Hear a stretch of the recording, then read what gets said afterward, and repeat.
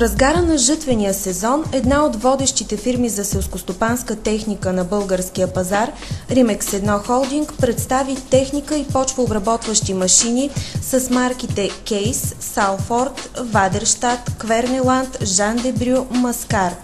Трактори, комбайни, комбинирани почвообработващи машини и сеялки за директна сеитба, ремаркета за превоз на зърно, телескопичен товарач Мерло бяха машините, които Римекс представи.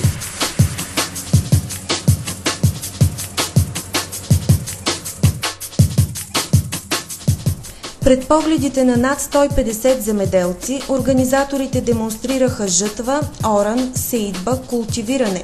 И въпреки голямата влага на почвата, постигнатите резултати определено впечатлиха фермерите.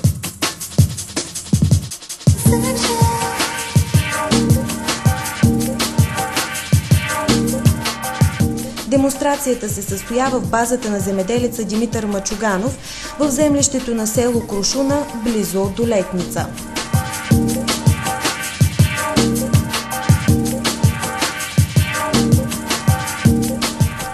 По време на полевата демонстрация зърнопроизводителите бяха запознати и с възможностите за закупуване на селскостопанска техника с субсидия от Програмата за развитие на селските райони.